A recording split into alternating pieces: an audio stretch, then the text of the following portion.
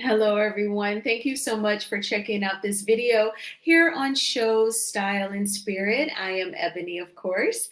And as you can see from the title of this video, I want to talk about the possibility that Shenita Foster was slightly complaining about the Millimeters, the largest fan base of Love and Marriage Huntsville, as early as the girls' trip in St. Thomas.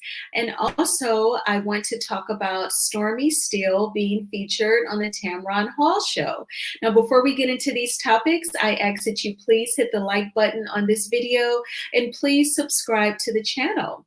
And everything that I'm saying in this video is alleged and just my opinion.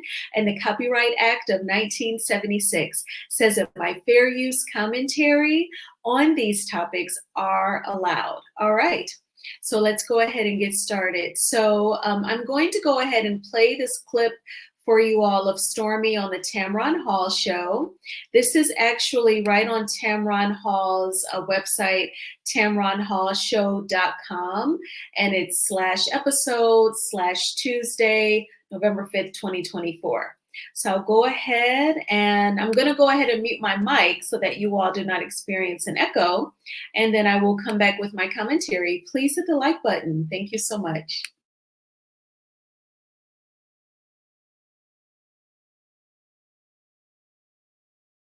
Today, we are talking about great ideas that make you say, I wish I had thought of that. Our next guest idea came to her in a dream that inspired her to create a beauty empire. Stormy Steele launched Canvas Beauty from her kitchen. And then 6 years later, she made history as the first TikTok creator to earn $1 million during a single live session. Fam, please welcome the inspirational founder and CEO of Canvas Beauty, Stormy Steele.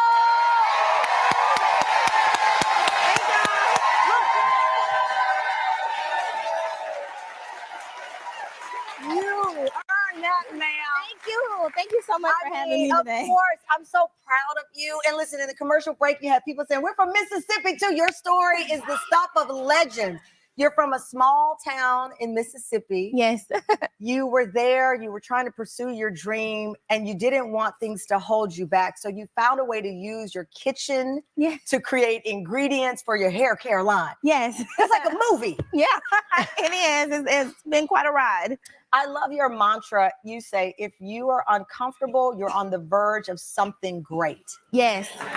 Yes. Yes. That has truly been like the epitome of my entire entrepreneurial journey.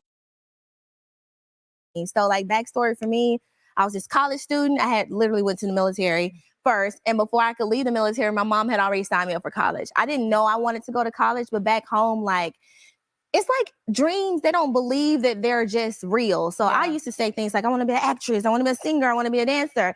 And my dad, everybody was telling me, you got to be more realistic. So I was in college. I had got very depressed to the point where it was like, ugh, don't know, you know? And I ended up reading my Bible one night. And the next night, like I literally had a dream. And that dream, I knew my business name. I knew my mission statement. It literally brought me so much peace to the point where I dropped out of college the next day. The next day. The next day. And so the people think, okay, so you went to the Bible, you got the word, you got the guidance, but that still doesn't mean it's going to be a straight line. Because then you had it, but in 2021, you were on the verge of bankruptcy. Yes.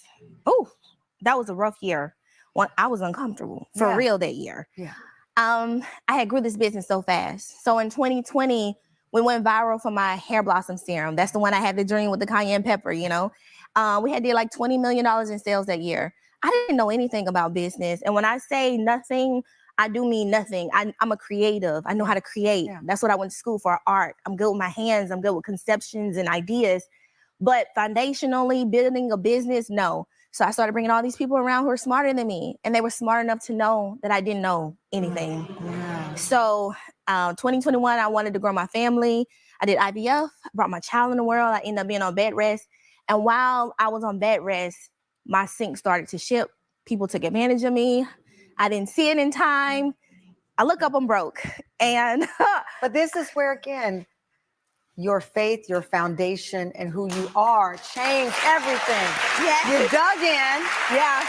And you said, I'm down, but I'm not out. Let me fix this. I was like, this is happening for me, not to me. Right. Yes. Right. And so what Stormy did next, you looked at social media. Yeah. And you took this idea to social media and it reset everything. Everything. Canvas Beauty takes off again, body glaze, everybody's going crazy. Sold over 1 million units in the first year. The scents are strawberry shortcake, donuts, cream puffs. This is you. You did this. Yeah. Because you always believed you could. Yeah, even when it was dark, like I just relied on my mantras. This is happening for me, not to me. Yeah. You're uncomfortable now, Stormy. Nothing great's come in comfort zone. So you finna be on the verge of something great. I also kept telling myself, like, separation before elevation. God needs you to get rid of everything that's holding you down. Because I knew something had to be good, right? Yeah. There's no way. I was like, God did not give me a 2020 for it not to be something that's supposed to go with me for the rest of my life. I did not believe that. Even when it was hard, I did not believe that. Oh, I'm so proud of you. Listen, you need to write a whole book on this and a movie and everything else. Because it is, you have the idea and there are going to be bumps and there are going to be things that stand in your way, but don't give up. This is a living example of that. Stormy, thank you so much.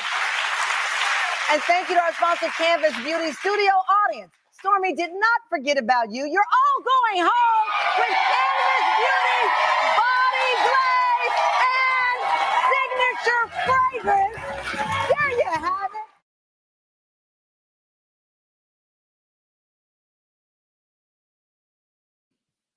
Okay, so that was Stormy Still's segment on the Tamron Hall show. Of course, as you noticed, there was no mention of Love and Marriage Huntsville. It was strictly about Canvas Beauty, particularly her TikTok lives and her selling more than $1 million worth of product during one live stream on TikTok, as well as her journey of making products in her kitchen, blowing up with the hair serum, then while she was on bed rest, going broke, and according to her, being taken advantage of by people whom she hired to handle the business. Now, I will say, I guess that is pretty much the almost like a price that you could pay if you don't have any sort of accounting knowledge or just knowing the money that's coming in and the money that's going out, right?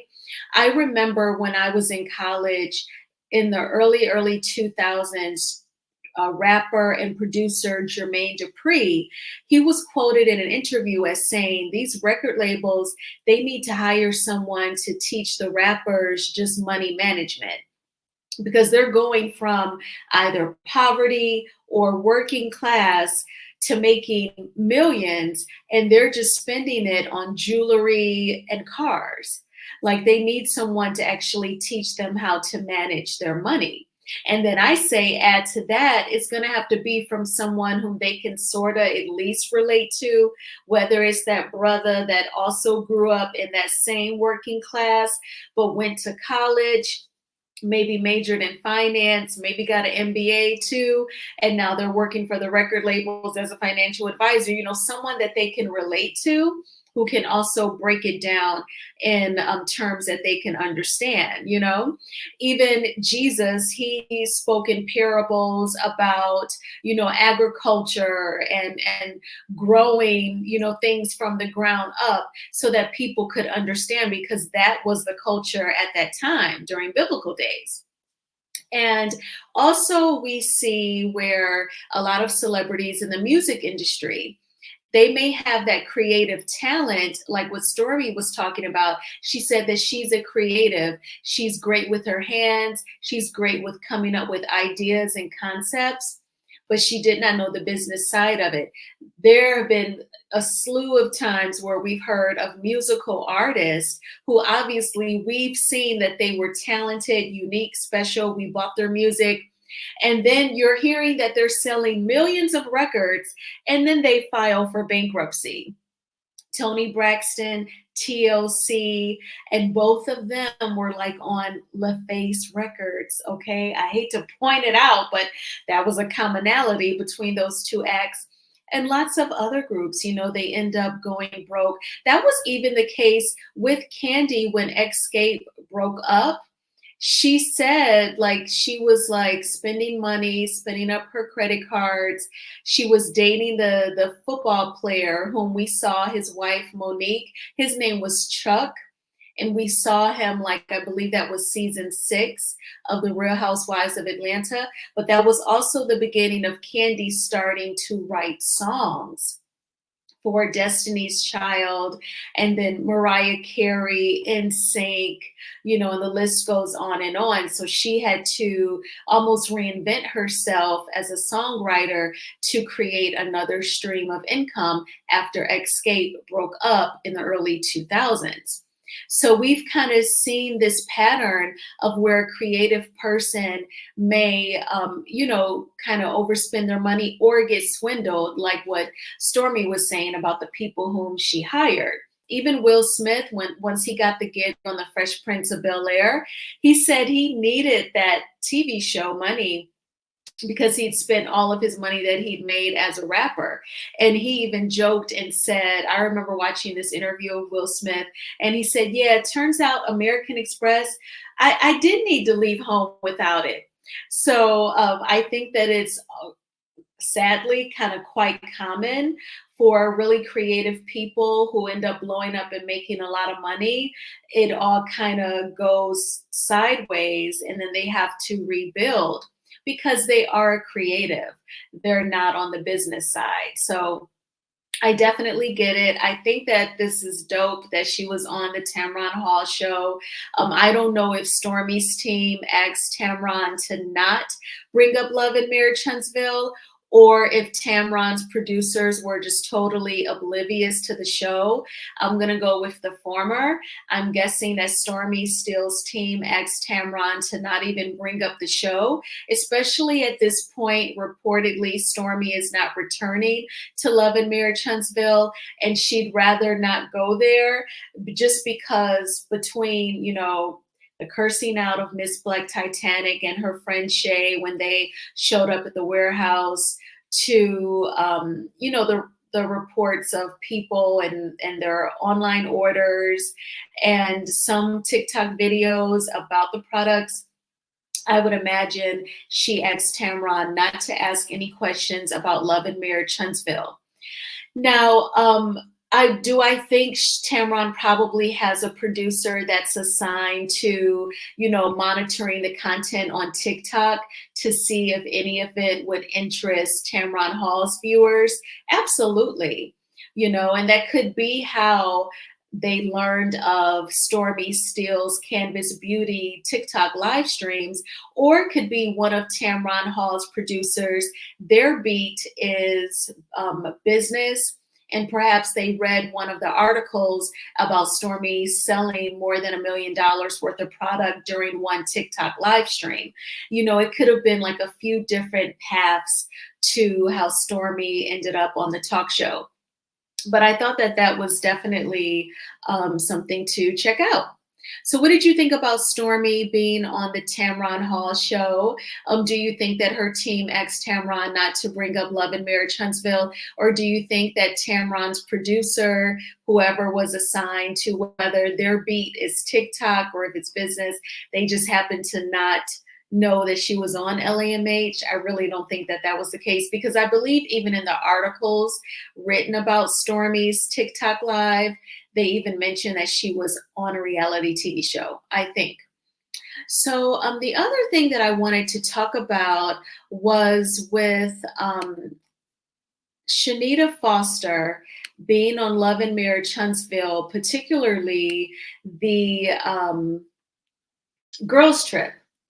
And she was talking about, there was the scene at the dinner where the ladies were talking about the millimeters. We know that Nell brought it up first. She said that the millimeters were saying something about her that she did not like. And then it led to Stormy opening up the conversation, and Letitia chimed in as well. And then Stormy said, you know, we know that Melody cannot control other people's behavior, but, you know, could she make a statement? And Melody said, I don't have to say ish. And so Destiny actually was saying during her live stream this week with Coach Dion that when Shenita was defending Melody, saying, you know, she can't control these people, Destiny said, well, Shenita, I just heard you say to Mel, can you please get these people out of my inbox? I will block them. Now, if that is the case, what's interesting about that is that we know that from the beginning of these girls trip episodes, Dr. Shenita started going live on her Instagram. And during these lives, she would pause and tell us about the products that she sells, you know, including the supplement Alive.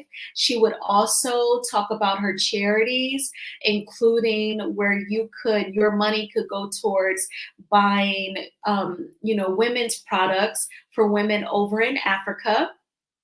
And we know that, you know, if you check out True T's channel, she's been given, you know, screenshots from people who were communicating with Shenita via DM.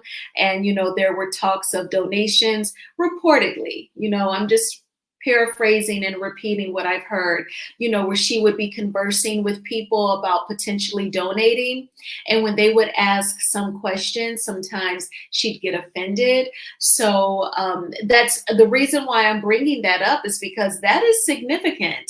If that conversation took place, Destiny heard Shenita say that, and, you know, she posed that question.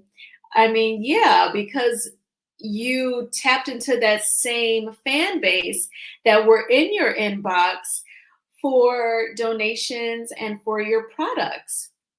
So I just thought that was very interesting.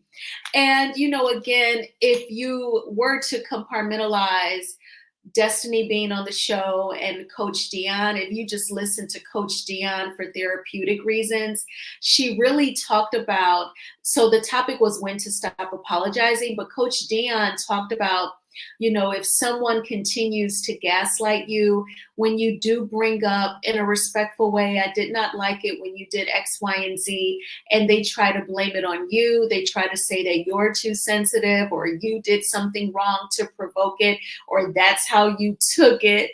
You know, she said, if it doesn't work out, if you're going to continue to be disrespected, I'm paraphrasing, she said, then you create a boundary. You create a boundary. So it was really, really good, really therapeutic. If you wanted to check that out, you know, you can. But during the live, Destiny also said that Moses wanted to come to the reunion season 5, but she said no because of his legal situation. Obviously, it's been reported that Moses allegedly is in jail right now until August 2025. Reportedly, it's because he violated the terms of his parole when he filmed for season 7 of Love and Marriage Huntsville. So Destiny is saying that when she was in a relationship with Moses, that I guess she operated in the opposite of what she presumed Sonny has been doing, because she's saying, you know, he wanted to film with me at the reunion, but I told him no because I knew, you know, obviously what that could mean. Do you think that that was the case? I'm pretty sure, if I was a betting woman, that we will hear from Sonny later on this week, and she may refute that. So we'll definitely have to hear. But I thought that was interesting as well. And okay, those are my notes about Dr. Shenita and what Destiny said about not wanting to have Moses travel because she did not want him to get in trouble. And now I will have to say, because shout out to Millichan, she interviewed Sonny, And, it sounds like Sonny did not really want him to put himself in harm's way. But at the end of the day, Moses is an adult man and he made that choice, unfortunately. I guess perhaps he thought he would not get caught, but you were leaving the state to go film a very popular reality TV show. And it's giving, Abby Lee Miller from Dance Moms only claiming so much income when she filed for bankruptcy. Meanwhile, she's on a very popular reality TV show on the Lifetime network. So it's, of course, I'm not, I hate to say it, but I'm not surprised that he got caught, unfortunately. But that is my content for you. I hope that you all got a chance to vote. And, I hope that you had a terrific Tuesday. So I'm trying not to really look at the stats. I just rather will wait until every vote is counted, every ballot is counted. In 2020, it took several days. We could still be dealing with that now. I know that there were alleged bomb threats in some voting polls in Georgia. That's really disturbing because those facilities were evacuated. And then my next question in my head was, well, for the people who arrived at the time of the bomb threat and they were evacuated, where do they go to vote? So it's just giving sad and desperate and most of all, voter suppression. But I hope that you were able to cast your vote without any issues. One of my high school classmates locally, she's running for judge. So I definitely voted for her. I definitely hope that she wins. And that's my high school, Cass Tech in downtown Detroit. Same high school as Kenya Moore, Diana Ross, and the rapper Big Sean. But who's bragging, But I hope that you all had a great day. Please hit the like button on this video and please subscribe to the channel. And I will talk with you all soon. Bye.